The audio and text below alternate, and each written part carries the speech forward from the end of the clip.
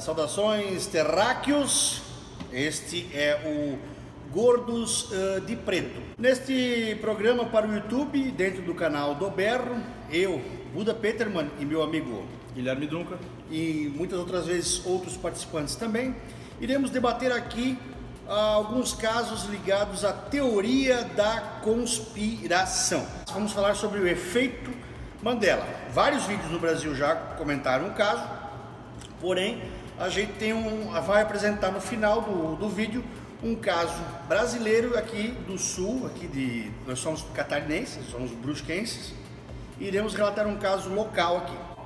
O caso original envolvendo o Mandela e que criou o nome Mandela Effect, ou Efeito Mandela, ele é uma memória coletiva do pessoal lá da África do Sul, que lembra em 1980 o Nelson Mandela morrendo na prisão, quando na verdade nós que vivenciamos aí anos e anos de Nelson Mandela como presidente. Quando ele foi solto da cadeia, inclusive, foi um evento muito conhecido, né? Nós vimos isso. 8 anos preso. Então algumas pessoas diziam que a morte de Nelson Mandela teria acontecido em 1980 e outras diziam que não. Então, e relatos, inclusive, de ter visto o enterro. Então o efeito Mandela ele originou desse caso, né? As explicações envolvendo o porquê de algumas pessoas lembrarem de um fato e outras pessoas não, e um fato tão relevante quanto a morte de um presidente, algumas pessoas atribuem entre várias teorias a viagem no tempo, os time travelers, né? Os viajantes no tempo. Sim. Outras pessoas atribuem a uma mescla entre duas linhas temporais, temporais, também uma mescla entre universos paralelos, e também são dimensões que estão se mesclando. Por que isso estaria acontecendo? Algumas pessoas desenvolveram teorias a respeito do CERN, né? Que é aquele acelerador de partículas na Europa. Colisor de átomos, de átomos. Que isso pode estar gerando aí pequenas deformidades temporais. Apesar que estamos falando de física, mas o Stephen Hawking negaria isso. O Stephen Hawking negaria. Ele sempre foi incrédulo de que já estaria acontecendo a viagem no tempo. Bom, então o caso Mandela tem o efeito do Mandela do JFK, o Kennedy, que teve o assassinato dele. E alguns dizem que viram 4 pessoas dentro do carro, outros dizem que viram 6, né? Tu lembrava desse caso com 4 ou com 6 pessoas? Eu lembrava com 4 pessoas. E eu também lembrava com 4 pessoas. 4 pessoas, 6 pessoas eu não conhecia. Tu já tinha visto algum museu de cera com o carro do Kennedy, alguma coisa assim? Não, eu não vi museu de cera, mas eu lembro de desenhos, lembro aquelas de sketches foto, de polícia, sketch de polícia, foto também, e independente de qual situação de teoria que envolve, que não são poucas, o caso do JFK, deve se ser vê vários campeão, vídeos, né? Esse é o campeão, provavelmente. A gente via vários vídeos de tudo, né? Envolvia ufologia, paranormalidade, envolvia viagem no tempo, ocultismo, tudo que fosse, sempre aparecia essa cena, inclusive fotos por trás do carro e também aquela boa e velha teoria da mamusca, que era aquela senhora que está na lateral que ninguém sabe quem é. Mas isso é outro caso. Então, assim, na minha opinião, é o caso que eu mais fiquei chocado, que eu não imaginava ter visto 6 pessoas. De repente, quando eu vi as fotos, eu contei e eu vi as 6 pessoas.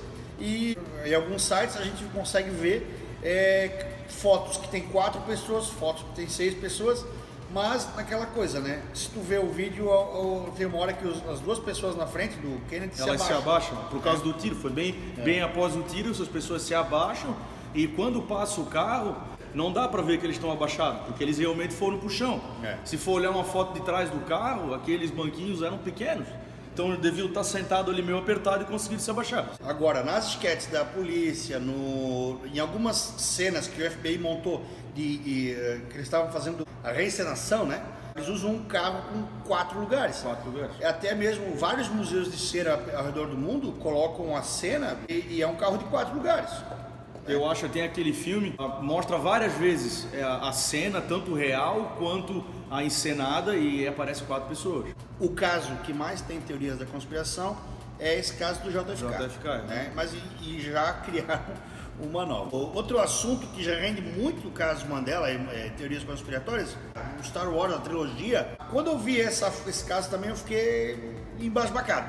É o C3PO, ele tem ou não tem a perna prateada?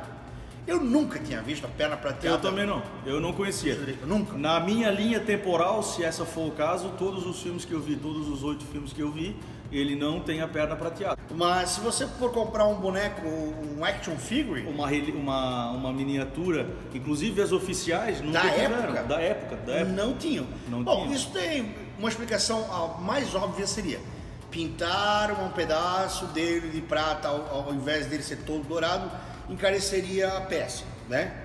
Mas como a gente está falando de um público extremamente específico a respeito de o item ser característico e fiel à obra, alguém teria percebido, né? Alguém teria percebido, porque né? o mercado de brinquedo americano, principalmente de action figure, que foi inventado pelo Star Wars, foi inventado pelo Star Wars, no caso, os primeiros que existiram, seria fidedigno à realidade do filme, né? Obviamente. E o próximo caso que a gente vai analisar é um caso que eu lembro de uma maneira e o Duncan lembra de outra. É o caso especificamente da fala do Darth Vader, no caso que eu lembro, sempre lembrei, ele falando Luke, I am your father. Mas o Duncan lembra de outra maneira, que é a maneira que a gente tem correta aqui nos filmes, né? Que é No, I am your father. Beleza. Mas o grande problema não é eu discutir com o Duncan, eu lembro dessa maneira, eu lembro daquela maneira. Aí eu vou olhar ali no YouTube, beleza, tá da maneira que o Duncan falou. Mas a grande maluquice está que o James Earl Jones, que é o cara que fez a voz do Darth Vader, ele lembra do jeito que eu lembro. Luke é meu father. Então assim, eu e o Duncan somos de realidades paralelas e o James Earl Jones compartilha a realidade comigo. Ele deu uma entrevista para a TV e ele falou sobre a fala dele aqui. Knew the power of the dark side. When I first saw the dialogue that said, Luke, I am your father, I said to myself, Olha, ele viu, ele falou. Quando eu vi o diálogo, Luke, I am your father. Então assim, alguma coisa aconteceu. Acho que, na minha opinião, esse Luke, I am your father surgiu com a indústria, né, dos souvenirs da série, de toda essa série do Star Wars. E o que aconteceu? Para souvenir, camiseta, adesivo, até no próprio Lego, onde fosse aparecer escrito isso, ficava mais legal o Luke é meu father. Porque a fala original dele, ele contesta o que o Luke falou para ele. O que ele acontece? Ele pergunta pro Luke se ele sabe o que o Obi-Wan tem comentado, se o Obi-Wan já contou para ele. Ele fala assim, ouviu bastante. Ele disse que tu matasse o meu pai. E de certa forma é certo, né? Ele não está errado nesse quesito. Aí ele diz, não, eu sou seu pai. Ele foi bem enfático no eu, né? No I am your father. Podemos acompanhar aqui. Obi-Wan never told you what happened to your father. He told me it now. He told me to kill him. I am your father. Pode ver que ele enfatiza bem o I. Então, no contexto do filme, ficou muito mais plausível da forma que nós acabamos de escutar. Para um souvenir, não faria muito sentido, né? Eu não acredito em nada que você está falando, eu acredito que existem realidades diferentes. Porque, de novo, James Earl Jones, ele cita a maldita frase. Tu mesmo me lembrou disso, aliás, me contou, eu não sabia. No episódio do Two and a Half Men, né, que tem o velório do Charlie. E o Charlie está presente no próprio velório, ele vendo um futuro, vamos dizer assim. Já tem uma Na verdade, eu uma acho que ele né? chegou doidão, né? Ele chegou doidão. E aí, nesse episódio, eles contratariam o James Earl Jones para ser o orador. Para ser o orador do velório. E o Alan, né, ele cita se o James Earl Jones pode gravar uma mensagem para a secretária eletrônica dele. Vamos ver aqui. That's okay. I'm rich now. Hey, what do you want? This is CNN or Luke, I'm your father? Tá vendo? Jorge Lucas, deixa o teu comentário e fala isso aí pra nós. Isso aí, queria entender. Porque não dá. O cara que falou, lembra de uma maneira, pô. O próximo exemplo que a gente separou aqui é o exemplo da Volkswagen. Por exemplo, todo mundo lembra a logo da Volkswagen sendo o V, dois Vs, né? Que formam um W, um V e um W, né? Aqui, um V e um W. E só que muita gente lembra que tem um risco aqui. No meio dele, dividindo, né? E esse é o correto, o risco dividindo. A própria empresa Ela fala que né, mostra todos os logos que a Volkswagen teve desde a fundação e nenhum tem junção, né? Todos eles têm um risquinho no meio, todos, desde a Segunda Guerra Mundial. Só que no filme, De Volta para o Futuro, aí ó, já foi, quem sabe, aí uma ideia. Uma dica dos Uma Illuminatis. dica. Pode ser que naquela realidade, então, já foi uma dica do efeito Mandela aí. Então a logo da Volkswagen em uma realidade ela tem um risco no meio e na outra não tem. Na realidade do filme, por exemplo, não tem. Mas tá lá no filme, se tu olhar a Kombi, que os líbios aparecem quando vem cobrar a dívida do plutônio roubado do Dr. Brown, essa Kombi tá com uma logo sem o risco, uma logo que não seria original da Volkswagen. É uma glitch na Matrix. Uma glitch na Matrix, né? Um gatilho. Uma coisa que deu errado ali no piripaque da Matrix. Outro exemplo de Mandela Effect, a gente separou, é o rabo do Pikachu. O rabo do Pikachu. O rabo do Pikachu ele é cada vez mais polêmico. Mais polêmico. O rabo do Pikachu é preto ou é amarelo? Ele é amarelo com a pontinha preta. Eu também. Eu me lembro do rabo do Pikachu amarelo com a pontinha preta. Na nossa realidade, no nosso universo paralelo, na nossa dimensão, é assim. É assim. Mas na dimensão do Japão, sei lá é amarelo. Todo amarelo. Dizem que é amarelo. Inclusive tem um amigo meu que tem uma fantasia de Pikachu, que ele usa pra fazer sei lá o quê.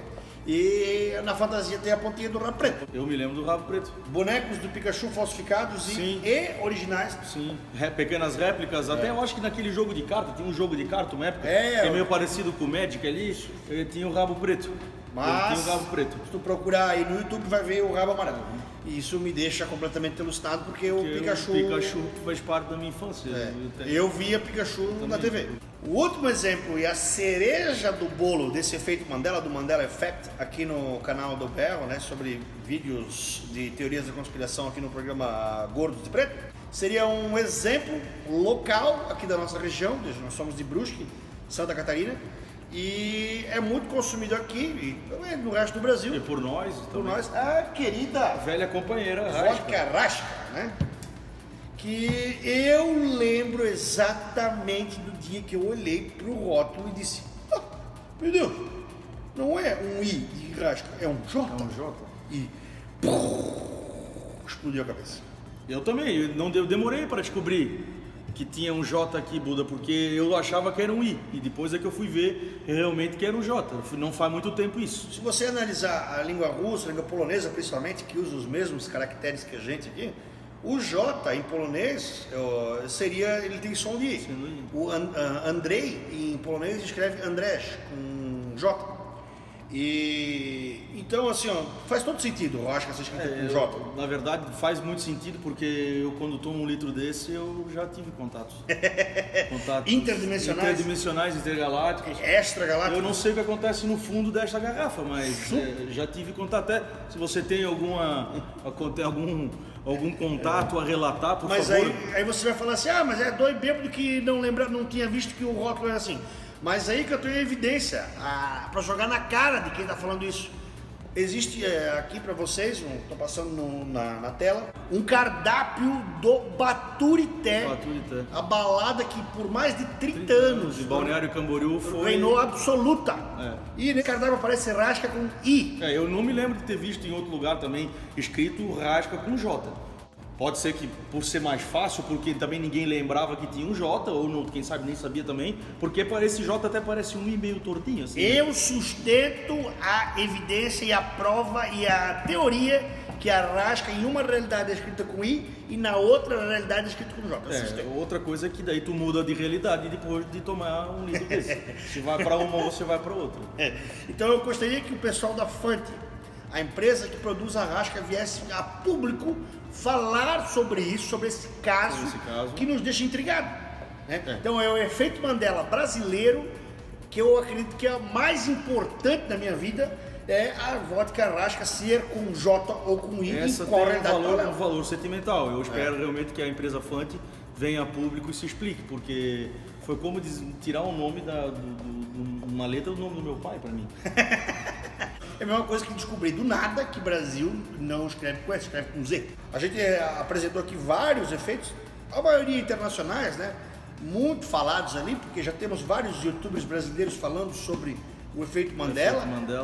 Mas o que eu queria deixar bem claro aqui é que nós temos um exemplo tipicamente brasileiro, um exemplo tipicamente catarinense, do sul do Brasil, no caso, e evidenciar, e eu quero que a empresa venha a público se pronunciar contra isso. Se tiver algum documento que mostre que antigamente, em alguma realidade, a acho que era escrita com I, né? Aí nós temos uma divergência nas linhas temporais. Uma divergência na força. Alguma coisa aconteceu, né?